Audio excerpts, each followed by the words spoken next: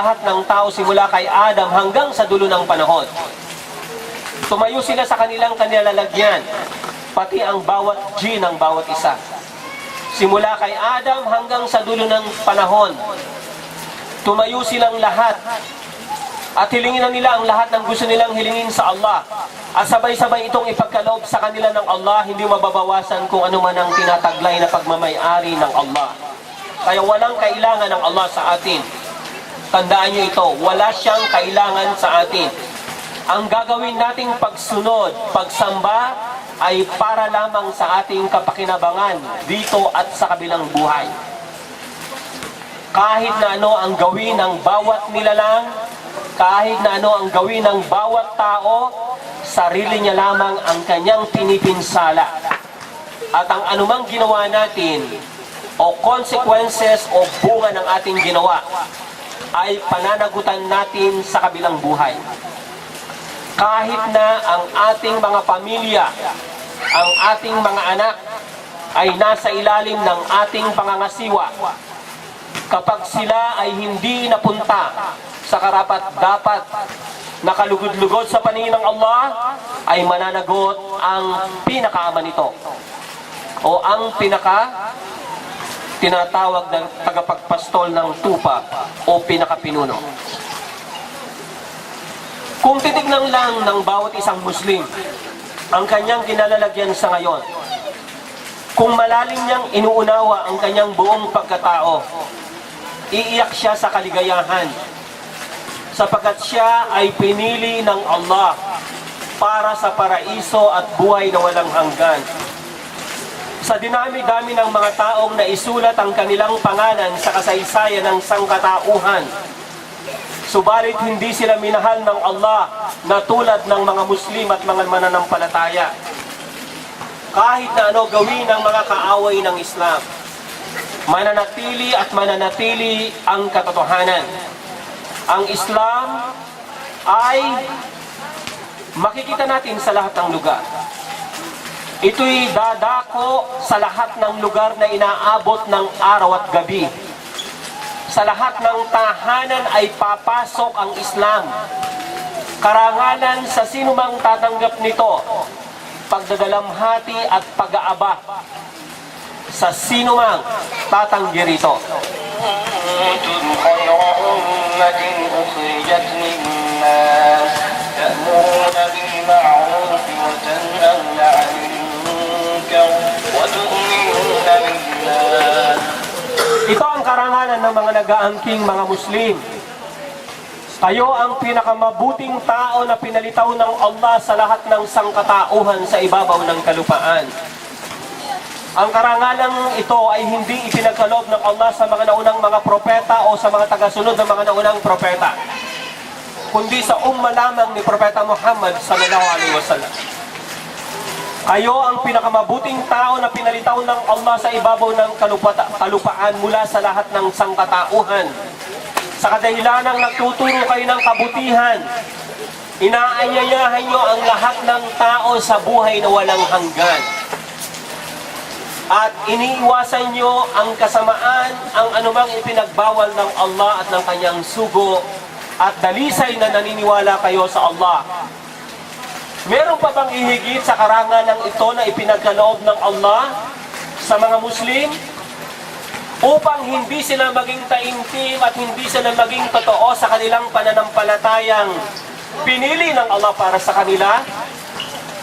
Ang Allah ang siyang naghirang sa atin bilang isang Muslim. Hindi ang presidente ng Pilipinas o sino mang pinakamataas na tao sa ibabaw ng kalupaan. Kaya kapag nalaman nyo ang karangalang ito, sa halos lahat ng tanang buhay nyo na inyong tatahakin, ay gagawin nyo ang lahat ng bagay upang maging kalugod-lugod tayo sa paningin ng Allah. Gagawin natin ang lahat ng bagay upang mangibabaw ang Islam sa ating kapanahunan sa pamamagitan ng paghahayag nito sa ating kapwa. At mahihiya tayo sa ating sarili na makagawa ng anumang hindi kalugod-lugod sa paningin ng Allah.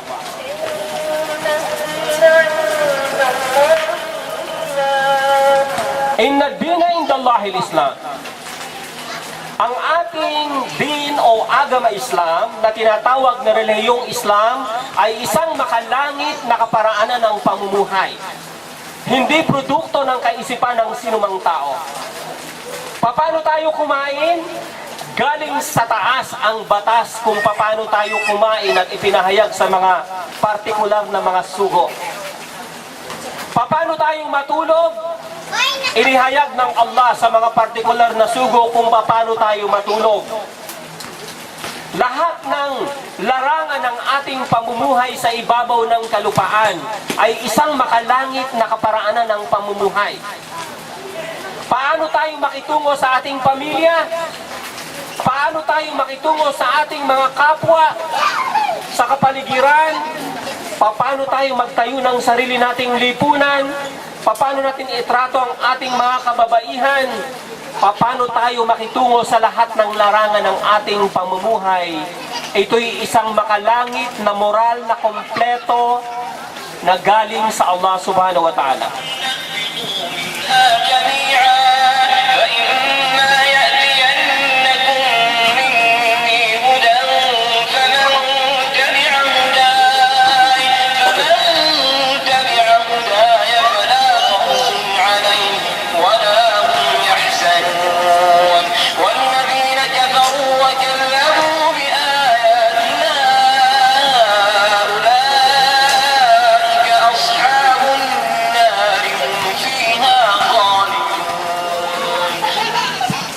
Ito yung katibayan sa banal na Quran, nung pinalaya si Adan at Eva sa paraiso, sinabi sa kanila ng Allah, merong darating sa inyong gabay mula sa akin.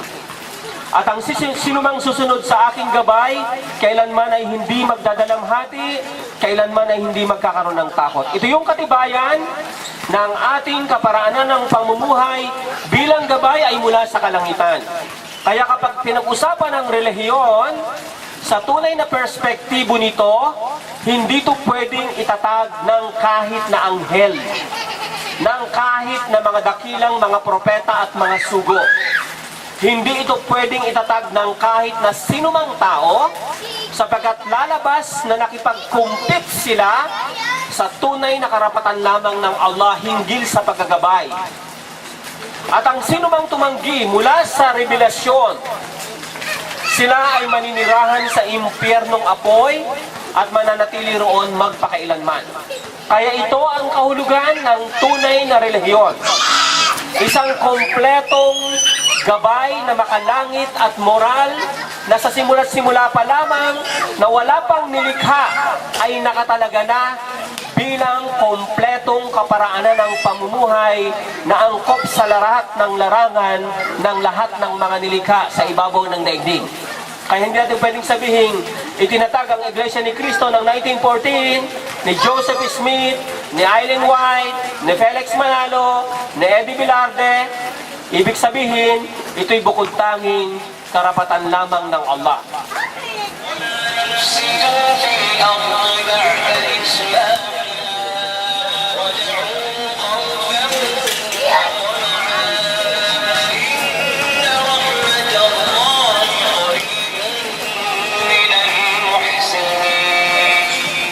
Dahil sa isinaayos ng Allah ang ibabaw ng kalupaan sa pamagitan ng pagkakapahayag ng gabay bilang kompletong kaparaanan ng pamumuhay, ano ang sabi ng Allah? At huwag kayong gumawa ng anumang katiwalian sa ibabaw ng kalupaan. Huwag niyong sirain ang ibabaw ng kalupaan. Pagkatapos itong isaayos sa tamang kaparaanan sa pamagitan ng pagbababa ng kompletong kaparaanan ng pamumuhay. At magsumamo kayo sa Allah ng may takot at pag-aasam sapagkat ang habag ng Allah ay palaging naroroon sa mga yaong gumagawa ng kabutihan.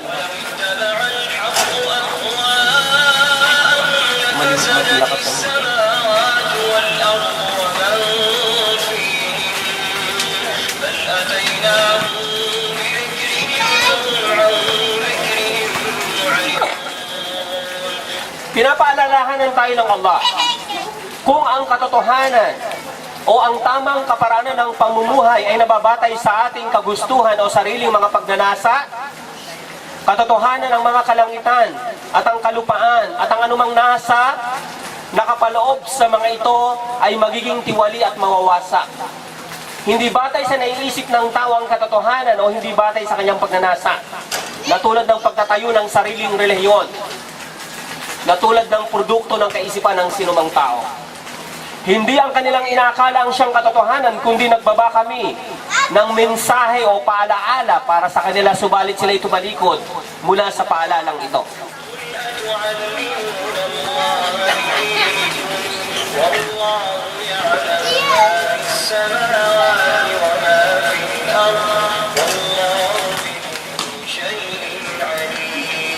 Kaya ipinag-utos ng Allah kay Propeta Muhammad sallallahu alaihi wasallam, sabihin mo sa kanila, gusto niyo bang pagsabihan ng Allah hinggil sa inyong relihiyon? Nagmamarunong ang tao porket pinagkalooban siya ng limitadong kaalaman at katalinuhan at kapangyarihan. Pati relihiyon ay pinanghimasukan niya. Ipinagbili niya ang mga salita. Ginamit niya ang pangalan ng Diyos at pangalan ng mga propeta. Gusto niyo bang pagsabihan ng Diyos na nag-iisang tagapaglikha hinggil sa inyong kaparaanan ng pamumuhay? Samantalang ganap na batid ng Allah kung ano man ang mga nasa kalangitan at kalupaan at ang Allah ang ganap na nakababatid ng lahat ng bagay. Kaya dito, mababatid natin ang sinumang ininsulto, ang sinumang naglapastangan sa tunay na katuruan ng Allah subhanahu wa ta'ala na pinagkaloob sa lahat ng mga propeta, sila'y mapapahamak magpakailanman sa kabilang buhay.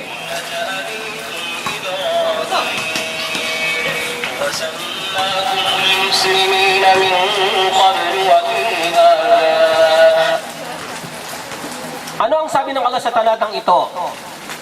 Siya ang Allah ang pumili sa inyo para rito. Ang bawat isa sa atin ay pinili ng Allah para sa agama Islam. At wala siyang inilagay na anumang kahirapan sa inyong relihiyon. Bakit tayo nahihirapang isa pamuhay ang ating relihiyon? Gayong ito ang pinakamadaling kaparaanan ng pamumuhay. Ito ang relihiyon ng inyong ama na si Ibrahim. Walang sino man kundi ang Allah ang siyang nagpangalan sa inyo ng mga Muslim kahit noong paman sa mga naunang mga propeta. At maging sa loob ng banal na Quran, upang ang Propeta Muhammad sallallahu alaihi wasallam ay maging saksi sa kabilang buhay. At kayo naman ay maging saksi sa lahat ng sambayanan na naiparating ng kani-kanilang mga sugo ang mensahe sa kani-kanilang sambayanan. Nakita nyo ang karangalang ito na ibinigay sa atin ng Allah? Kayo ang magiging saksi sa lahat ng sambayanan na naiparating ng kanilang mga propeta ang mensahe sa kani-kanilang sambayanan. Kaya dito, malalaman natin ang karangalang ito. Pananagutan natin ang bawat Kristiyano na nakilala at nakasama natin at hindi natin ibinahagi sa kanila ang katotohanan. Sakop tayong lahat ng pananagutan sa kabilang buhay. إبراهيم إلا من سفه نفسه ولقد اصطفيناه في الدنيا وإنه في الآخرة لمن الصالحين إذ قال له ربه أسلم قال أسلمت لرب العالمين. Kung si Ibrahim ay tinaguri ang ama ng propeta ng mga Kristiyano at Hudyo at ng mga Muslim, na pagkatapos ng dilubyo, siya ang pinakakilalang tinaguri ang Khalilullah, ang intimate friend ng Allah subhanahu wa ta'ala. At galing sa kanya ang angkan ng Ismailitas, ang mga Bedouin at ang mga Arabo.